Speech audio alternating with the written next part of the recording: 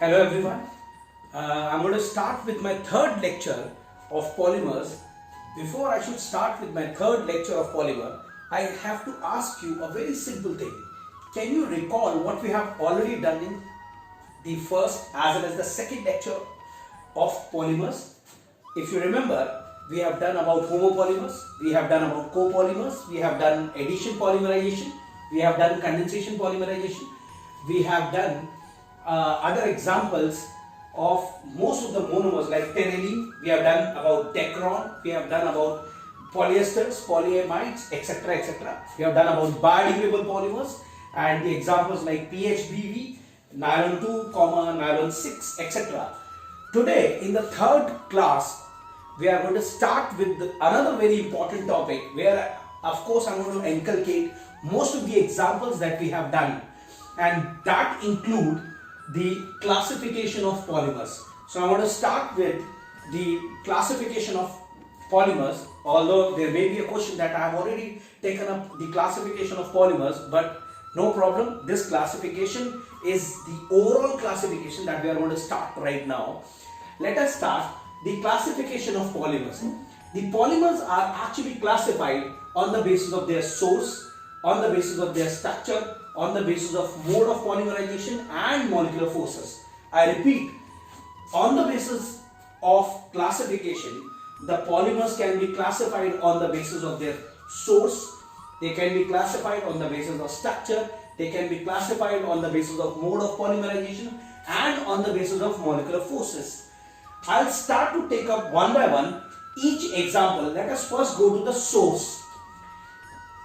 When you talk about a classification of a polymer on the basis of source, they are again further classified into natural, semi-synthetic and synthetic polymers. Need not to tell you what are basically natural polymers are. You are already aware of natural polymers. The natural polymers are nothing but they are basically occur in nature.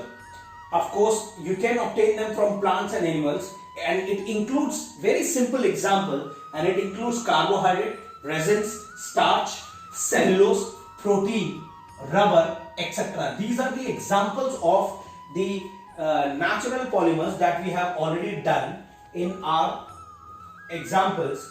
Now, I can also say that protein is nothing but it is one of the example of a condensation polymer. Of course, it is a condensation polymer, but we can also classify it as a natural polymer.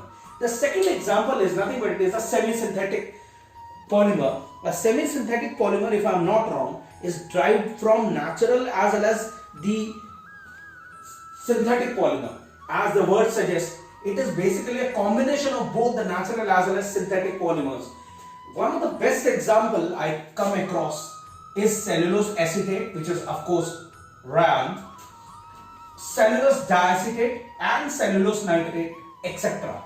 Now, these all are nothing but they are actually used in the reverse osmosis system or reverse osmosis that is used at our home, that is RO system, that reverse osmosis RO system.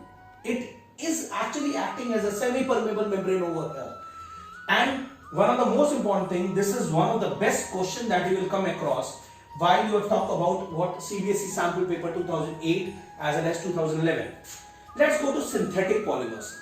You have already done, most of the polymers are nothing but they are basically man-made polymers. These man-made polymers are nothing but they are prepared or being synthesized. Now, it includes nylon 6,6, it includes terylene, it includes Teflon, it includes synthetic rubbers, etc. etc. You can also include plastics, polyvinyl chloride. They are also one of the best examples of your synthetic polymers. So this is the first classification of the polymer. Let's go now to the structure. So the second classification, as I said, this is the first classification. The second classification is on the basis of structure. On the basis of structure, they are again being classified into three different types. One is the linear polymer, another is the branched polymer, and the third one is called as the cross-linked polymer. When you talk about linear polymers, they are nothing but they are long and straight chain molecules of the monomers that are stacked over one another. So when you come across linear polymer, these basically consist of long and straight chain, and of course the repeating units. One of the best example is low density polythene, which is actually called as LDPE, which is nothing but it is linearly arranged. I said in case of linear polymers, long and straight chains of the monomers are nothing but they are stacked over one another or are present over one another. One of the best example is a low density polythene. It is nothing but it is linearly arranged. I can give another example, and that is PVC, polyvinyl chloride, one of the best example of a linear chain polymer.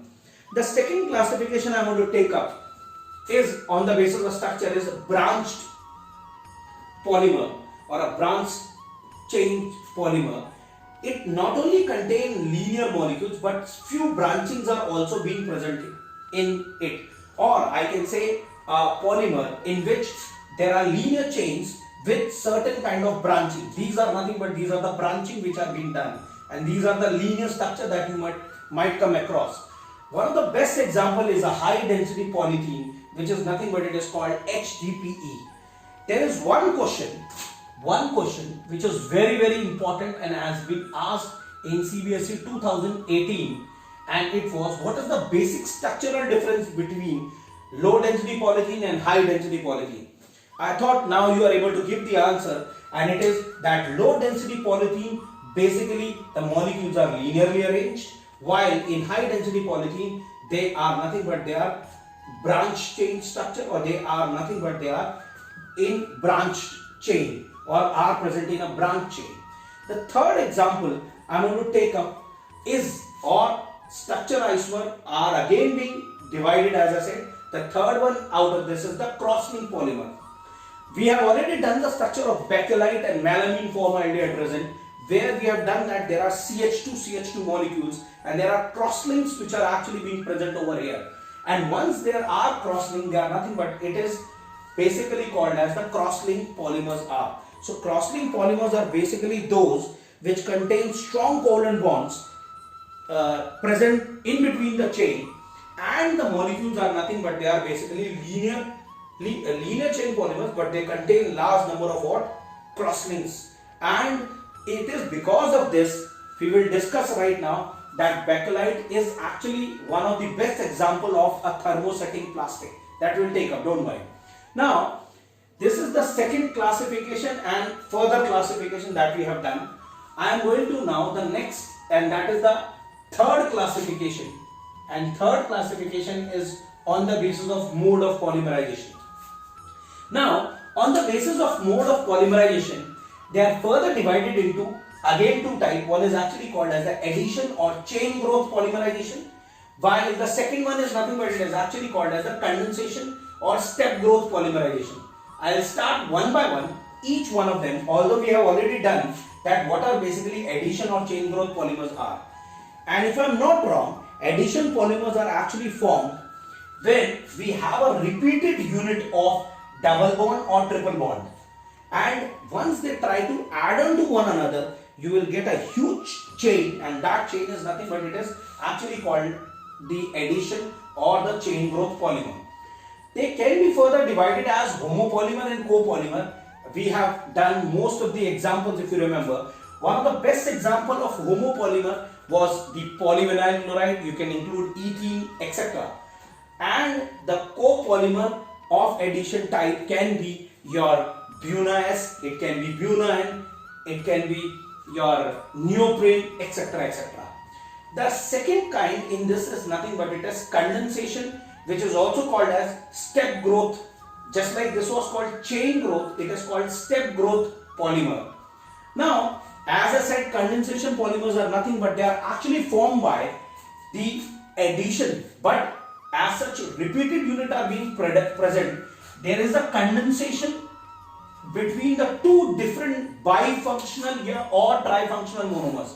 If you can recall the example Nolan 6,6, there are two groups that are basically being present, as like ethylene glycol has two OH groups and the terephthalic acid has two carboxylic acid which are being present. That means they are nothing but they are bifunctional. So one of the condition for a molecule to show condensation polymerization is that it must be bifunctional or trifunctional with the monomeric units that will try to combine with the removal of simple molecules, as I said last time also, that is water, ammonia, acetylene, etc. So, and these simple molecules are nothing but they are basically called as condensation polymers. We have given or I have given large number of examples. If you can recall, I said nylon 6,6.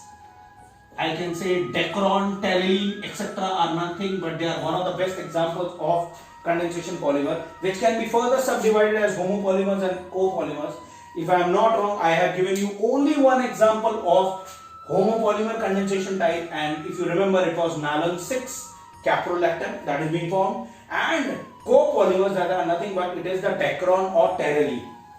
Now, I am going to the most important fourth classification, and that fourth classification is on the basis of molecular forces. I thought this is the most important topic, the polymerization or the classification of polymers on the basis of its molecular forces. On the basis of molecular forces, you will find that they are actually divided into further four type: elastomers, the fiber, thermostatic and thermoplastic, of course. So on the basis of molecular forces, your polymers are further divided into four different types. One is elastomers, another is fiber, another is thermostatic, and another is thermoplastic. As the name suggests, elastomers are nothing but they are basically the rubber-like structure. So elastomers are generally those polymers which have elastic property. As you can see that there are elastic property, and when you try to stretch them, it is because of the weak intermolecular forces, they can be easily stretched. But remember, there are certain kind of cross-link forces which are being present between those molecules, which will actually allow them to regain their position or the shape once they are being deformed. So it is all because of the intermolecular forces. They can be stretched. They are basically called as elastomers. Best examples of elastomer include the bunion or neoprene, etc. The rubber, most of the rubbers that I can include chloroprene also, which is of course the synthetic rubber. All these examples are of synthetic rubber only. The second classification which I am going to take up is nothing but it is fiber.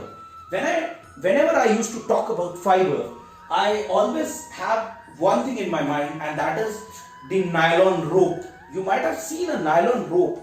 It has a very high tensile strength and a very high modulus. Now what I mean to say is you cannot stretch it so easily because the force of attraction between them is very strong. So fibers are basically the thread forming solids that are present that possess a very high tensile strength and a very high modulus, and it is because of their crystalline nature, which is actually possessed because of the hydrogen bonding and the close structure. You will find that they are quite hard, they can't be stretched so easily. As I said, the example include nylon 6,6 and terylene. The next type, the next classification in molecular forces is thermosetting, and the final one is of course the thermoplastic.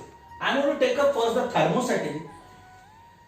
Thermosetting, as the name suggests, how I can recall it is thermosetting means which once got set, they can't be remolded again and again by heating. That is all because it contains large number of crosslinks or the crosslinks which are being present in between the units. What I mean to say is thermosetting are basically those polymers which on heating shows large number of crosslink, and once they are crosslinked, they become a heavily branched structure. Since they have a heavily branched structure, you will find that what will happen, there is an extensive cross-linking in the moles, and you will find that it is going to form an infusible mass so they can't be reused again and again. You can't remold or you can't give them shape again and again by heating, and it is all because of one thing, and that is nothing but it is the extensive cross linking which is present in the bakelite or urea formaldehyde resin, which are the best example of thermosetting plastics. As you can see from the structure which we have discussed in the last class of bakelite, where the cross links are present in between the chain, that is CH2, CH2, CH2 everywhere. It is all because of that. You will find that they can't be reused because it forms an infusible mass, as I said. Thermoplastic, as I said, can be remolded again and again. They basically have a linear or slightly branched structure and can be reused again and again. You have to just heat them, and it is possible that after reheating they can be remolded again and again. Now, example, as I said, you can take up the example of PVC, you can take up the example of polythene. In my first class, I still remember I have given the example of PVC pipes, I have given the example of polythene, and I said very clearly they are one of the best examples of thermoplastics. When I was actually talking about the rat pickers, they used to pick up those polythene bags and they are being remolded again and again into different shapes. So these are the examples of your thermoplastics. So this is the classification of the polymers. Now the most important part, which is basically being asked in CBSE so many times, n number of times this question has been asked, and that is how will you arrange these four kinds of polymers on the basis of their strength. So on the basis of strength, remember it is the fiber which comes first, then it is the thermosetting which comes second, then thermoplastic, and elastomers are the last. There are few NCERT questions on the basis of this, that how can you classify the polymers on the basis of strength, or you will be asked to arrange the polymers when the name is given on the basis of their strength. So of course they can be fiber, they can be thermosetting plastic, they can be your elastomers. This is how on the basis of strength the polymers has been classified. Also, this question has been asked in CBSE 2016 paper, and as I said, it is one of the best example of NCERT. It is an in-text question 15.6. So you can just go through them and you can just answer them on the basis of this. Thank you so much. We will take up in the last and final class of polymers, where I will discuss the 10th question of NCERT, which include the polymerization and rest of the NCERT questions. Thank you so much.